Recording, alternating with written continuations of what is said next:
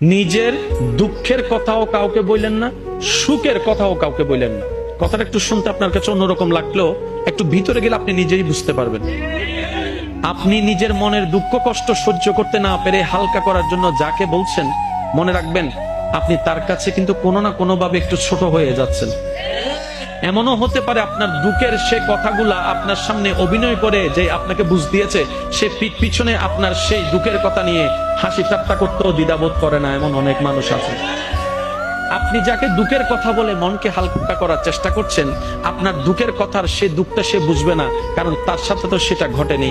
সেজন্য আপনাকে 3 মাস 4 মাস 3 বছর পরও হয়তো আঙ্গুল তুলে দেখাই দিতে পারে, সেই কথাটার কথা দিয়ে খোঁটা দিতে পারে। কথা বলেন ঠিক না?